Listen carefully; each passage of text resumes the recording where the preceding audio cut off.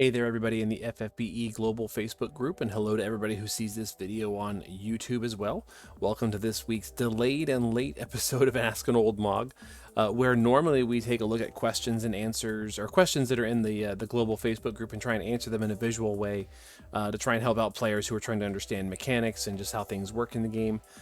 This week we did something a little bit different, where I tried to do Ask an Old Mog live after a pull battle, and while there were not a ton of questions, there definitely were some questions that came up in the chat, as well as a couple that came up in my Discord after the fact, and then one that has just been popping up this week in the Facebook group a lot, so I wanted to try and address those.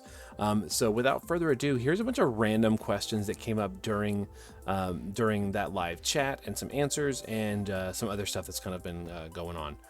So let's take a look. So the first question I want to touch on has to do with the near units. So there's obviously a lot of questions about the near units since they're brand new in the game. And the first one has to do with where can you find the chains of protection, chains of strength abilities that we get from the near units.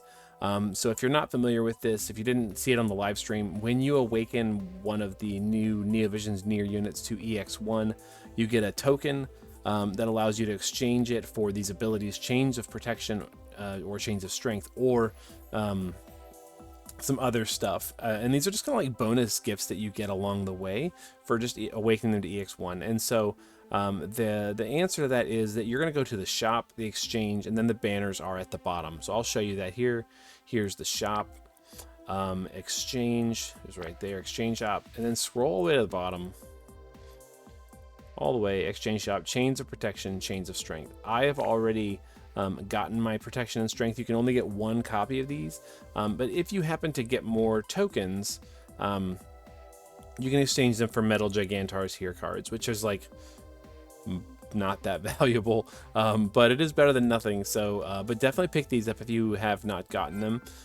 These will go away on let's see here, these will go away on a year from now, so definitely pick these up sometime within the next year. They're actually not terrible abilities. They're not like game changing, but they're nice little bonus little things. So definitely go in and pick those up in the exchange shop. Speaking of the near units, another question that has been coming up a lot is, do A2 and 2B need Indestructible Light? If you're not familiar with what Indestructible Light does, it basically just increases the maximum amount of damage that you can do at the end of a chain once the chain has built up fully. Instead of capping at 300%, it goes to 400% with like the kind of like base that the unit has. So it's like 100% plus 300 is 400, and then some units get a 100% boost in their kit, and then they need an additional 100% to get all the way to the maximum, which is 600%, 6x chain cap. And then the question just becomes, do A2 and 2B need it? And the answer to that is yes. I'm gonna go ahead and show you, but 2B and A2 both have 100% in their kit. They need Magister's Indestructible Light, or both of the chains of protection and strength abilities. If you run them both on the same unit, you get the chain limit boost bonus. Here's where we can see that. I'll show you. If we go to 2B in particular, we need to go to their stats. The trust passive here, chain limit boost is 100%. The maximum is 200%. So she's meeting 100% or half of it just by equipping her Trustmaster or STMR. And she does not have any other passives here that increase it. So she needs a Magister's Ring or something like that to fluff her out the rest of the way. A2 should be the same. Let's take a look, see if we can't find it. I assume it's in her Trust passive as well. No. Let's see here.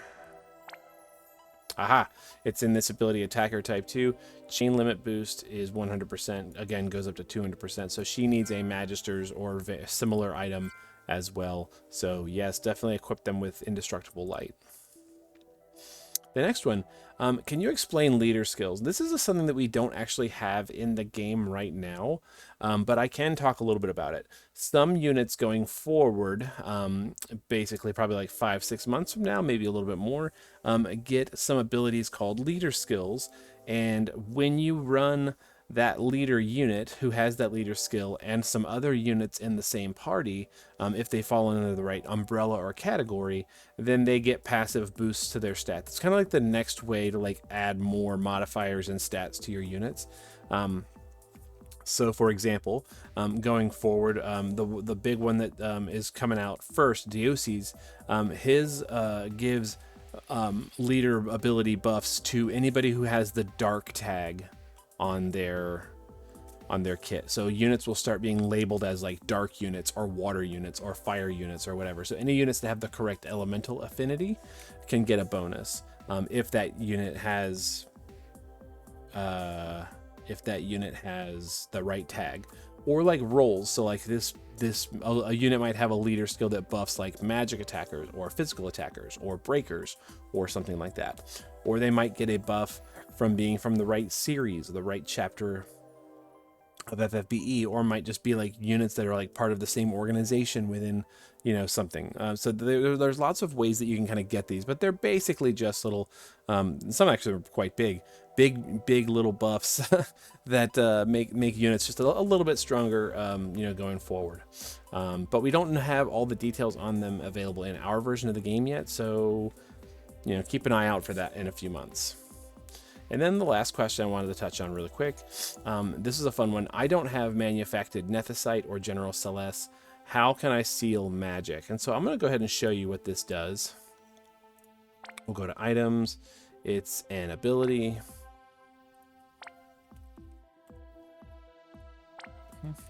Let's clear this out.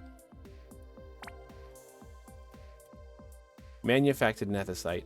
It says nullifies one magic cast by an enemy or an ally one time for one turn. And so people use this to like keep a boss from casting Dispel, keep a boss from casting Reflect, keep a boss from casting a cure spell. There's lots of things that you can do. You can seal some death spells, lots of things that you can try and seal and protect your team from being hit by if you use these abilities. But those manufactured Nethicite were time limited from an event that is no longer around. So if you don't have those, what else can one do?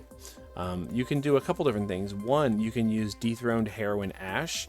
Her STMR, the Sword of Kings, has an ability on it that does the same thing, which is, not surprising because she comes from the same realm that Nethicite exists in. So we'll look for Sword of, here we go, Sword of Kings, Dethroned Heroine Ashe STMR, power to destroy Nethicite. 9 hits. It happens to be like a bolting strike. It does a magic break and seals magic cast by enemies or allies one time per turn. So anybody who equips the Sword of Kings can use this power to destroy Nethicite. It's a bolting strike chain. Ashe can use it as one of her abilities when she uses like double or triple cast, things like that. But it's very useful, and anybody can equip this who can wear swords. So that's an easy way to give that to somebody. Or if you don't have that and don't want to spend unit of choice tickets to get it, but you have Mastermind Zon. Zon has an ability called Mystical Mirror that does the same thing. And so let's find Zon. Here we go. And we'll go to Special and Mystical Mirror. Nullifies magic cast by an enemy or ally, gives him 1 stack of evasion 1 time per turn. So you can weave this in, you can seal magic with Mastermind Zon, or if you don't have him, but for some reason you have Kryla because you were playing for several years, Kryla also has an ability called Spellbreaker. Does the same thing. So Kryla, and at least Kryla is an NVA, can get potentially pretty good at breaking. Not the best, but can do a lot of neat things for your party. Zon can also do like the buff spreading, buff stealing thing. Ashe is kind of limited. in terms of like what she can realistically do for a modern party. But she can do the Sword of Kings thing, as well as a couple of other things. So she's not bad, but I have really not used her in a long time. Anytime I need to seal, I either use Nethicite or one of these others. I really need to do that. Lots of ways you can do that in the game now, some more limited than others. So that about wraps it up. There were not a whole lot of questions that came out of Ask an Old Mog Live, which is fine. But some of the ones that did come up, I wanted to touch on really quick and kind of show those and talk a little bit about them. So if you've got a question you want to see in next week's video, please let me know in the comments, either in this post on Facebook or in the comments on YouTube, and I'll do my best to try and answer it. And try not to be late for next week. This week, between Thanksgiving and the pole battle and everything else we had going on, just a little bit delayed. But I'm here for you guys and want to do my best to answer questions and help you guys, learn to play the game you want to play it.